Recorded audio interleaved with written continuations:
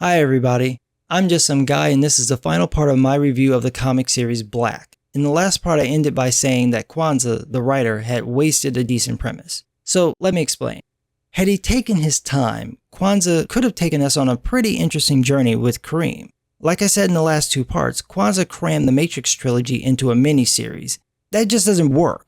It doesn't leave any room for character development, not that he's interested in doing any of that, for world building, or for gaining the audience's favor. He takes it for granted, like people are supposed to like the characters and like the story because it's about black people and racism. Imagine if he'd taken his time. Imagine if the story started with Kareem and we saw just how bad his life had been. We find out that he's in yet another foster home with foster parents who try to care but really are just waiting for him to age out. The only real family he's got are his two friends, and for shits and giggles, let's just give them names because, real people have those. So let's call them Dwayne after Dwayne McDuffie and Brumzik after Brumzik Brandon Jr., the guy who created the comic strip Luther, not the BBC TV show. So Dwayne and Brumzik and Kareem hang out when they can, and they're always dreaming of getting out of Bed-Stuy. Then tragedy strikes, and his two friends are murdered in front of him. And he ends up meeting with the Project, an underground group of superpowered black people, and he learns that he's got these strange powers that he can barely use or control. And that there's this grand conspiracy to hunt down anyone with them. And the special thing about these powers is only black people have them. But all Kareem can think about is how his friends got taken away from him. So as the weeks go by, he learns that he was probably targeted. That his friends died because someone wanted to see if he had any powers. He learns that the Gear Corporation, the guys behind the phones and tablets and cameras and TVs and light bulbs, are actually balls deep in with the government creating tech. And this tech is used against black people with superpowers. And the only way they can even develop the tech is by testing on black people who have powers. If they got their hands on Kareem, who knows what they could develop. They might even be able to unlock the secret of the power itself. But Kareem doesn't really care about that. He's not supposed to, but he checks the news and finds out how the police have spun the killings, how his friends have been painted as thugs. He's not a violent person, but damn it, someone's got to pay for what's happened. It's not right that his friends got killed and everything just gets swept away like they deserved it. For the months that he's been with the Project, he's never really taken the training seriously, but now he does. He wants to learn all he can so that he can fight back. But then he finds out that the people training him, his new friends that he's made, this new family, they're just as shady as the cops. They lock up anybody they deem dangerous, whether the people are really out of control or just because they don't want to hide their powers anymore. And he finds out that they'll do that to him, no matter how special he is, that Jeremiah will do that to him. Jeremiah, the leader of the Project, the man who's been like a father to him all this time, would toss the boy into a cell without a second thought. That's twice now his world's been shattered, and he decides he's done trusting anyone. He wants out, but the Project won't let him leave, so he breaks out, but not before freeing a few of those inmates. But he doesn't know everything, like most teenagers, so he doesn't know that he's a wanted man, not just by the cops, but by the Gear Corporation. And thanks to their mole inside the Project, they know Kareem's free and that he's alone. Now, I don't need to finish that, but I bet you want me to. I bet you'd read that story, and I bet you care a little bit about Kareem. That's what's missing from this story, humanity. For all of Kwanzaa's pontificating about racist white people seeing black people as chattel, he treats his characters the same way. They're not people, they're just a means to an end. They're just there so that he can get on his soapbox and tell white folks about how they all are racist and evil. And that's what he does. That scene with Cole being burned alive is Kwanzaa paying back white racists. And look, I get it. I understand the urge to tell that story, but you gotta build the world first. You can't just take any racist incident from the past and go, what if black folks had powers? He doesn't take the time to explore the world and ask the questions his audience would ask or that Kareem would ask. No teenage boy would abandon everything he knew without asking about what he's stepping into.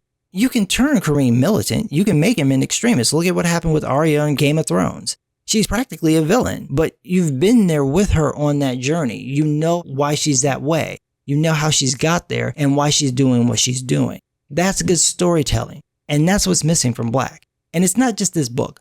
Lots of stories from Black creators, I'd say about 50 to 70% of them, fall into this trap of worrying more about commenting on race than telling a story. Last year I went to C2E2 here in Chicago. One of my friends, Ashley Wood, was working on a book called Niobe.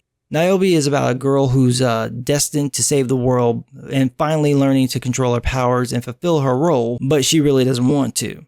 It's written by this guy named Sebastian Jones, and it's a fantastic story. And no, I'm not just shilling my friend's book. So I went over to the table to get the comics because the first issue was sold out in stores and I wanted to read the books in order.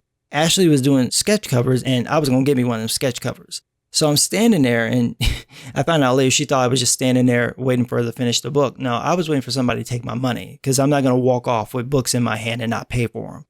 So it took a while for anybody to take my money, about 20 minutes actually. But here's the cool part. The reason it took so long was because Sebastian was pitching his book. Now I stood there for 20 minutes and listened to this man pitch his story and show how his entire line of books were interconnected. It started with the source graphic novel The Untamed, moved through Niobe, and then on to Dusu. He stood there weaving this Lord of the Rings world, getting these folks to spend at least like $120, $150. Hell, I was ready to pick up every book. That's how good the pitch was. And you know what he never said the entire time? The whole 20 minutes? He never mentioned race. Not one time. You can see the characters are black. He doesn't need to tell you that. He needs to get you to want to read the story. And he did it the way you're supposed to do it. Through character, plot, and world building. That's how you do that. Did he create his characters to make a political point? I don't know, maybe. But his pitch wasn't, read it because it's black. Ain't no crackers in this book. Black Lives Matter. It was, let me tell you a story. Way too many of these books are pinned on the race of their characters. My Facebook feed is filled with this stuff. Every time, the pitch is always black this, black that. We don't have enough black people here. Black representation there. Not enough black voices in this industry. Not enough black creators in that genre. I saw an article bitching about the lack of black characters in anime. You read these articles about these black created books and they're all about blackness and inclusivity and representation. Never about the stories or the characters. Most of the time, you only get the characters' names and race in these articles. You don't even know anything else about them or the story unless it's political like Black. And of course, most of these books don't sell. And why would they? What do you know about them? Nothing. So then I see the follow-up comments of people complaining and bitching about the lack of support and how black people don't support black creators. And I'm like, dude, I'm not just going to buy your book just because it has a dark face on the cover. Give me some credit. This would be like my black ass just chucking money at Marvel because they slapped an X on the cover. Okay, that was actually a bad example because I actually did that, but it was the 90s and I was 15. But you know what I mean. You can't just play race politics and think that'll sell. The people you're playing to aren't going to buy the book because they don't read comics. And the comics fans aren't going to buy it because you're accusing them of being racist. And that's the last point I want to touch on. Way too often, the themes of these books are white people are evil. Well, most comic book readers are white. They buy comics for entertainment. So how many people do you think find it entertaining to be made the villain all the time? And not like a cool villain like Italian mobsters, but completely irredeemable and evil just because they're white. There's nothing they can do that's not bad. You're not buying that book. And it'd be one thing if it were a few books, but it's not. It's most of them. So what happens? Well, every time a white fan sees a book with a black character in it, they go, oh, this is going to be about race, and won't buy the book. Now, that's fine for the ones that are actually race baiting, but what about the ones who ain't? You know, the ones who are trying to tell a good story. They take the hit too. The same thing happens with black creators. Once someone realizes that the writer or artist, mostly the writer, is black, that can make them put the book down.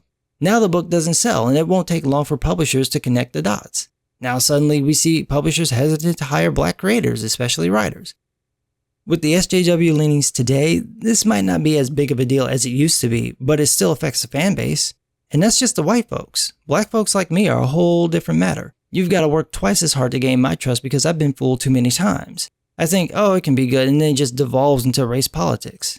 It's one thing if I know about it going in. It's another thing to just whip it out in the middle of the story. It's like an unsolicited dick pic. Dude, I'll let you know if I want to see your junk. Meanwhile, tuck him away. He's asleep. He don't even know he's out.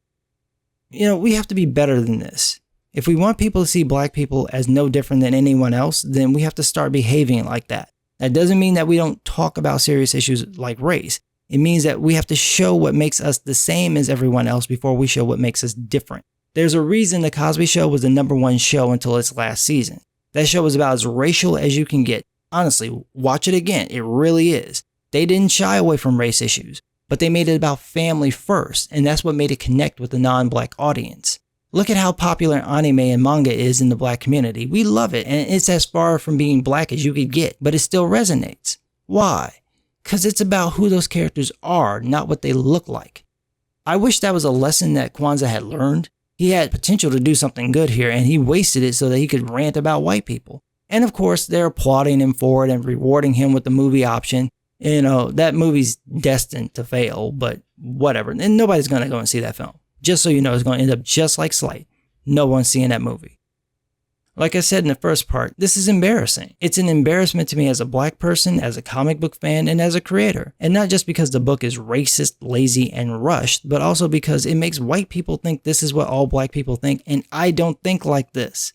Most black people don't think like this. If you want to tell our story, you have to be honest and stop playing the damn politics. As for this book, normally I'd say don't read it, but here I think you should actually check it out. It'll at least help you understand the mind of someone who supports Black Lives Matter, and you get to see what a shitty version of the X-Men look like. So those are my thoughts. Let me know what you think. Sorry for the long review and rant, but I just wanted to get that out. Thanks for listening, folks. I'm just some guy.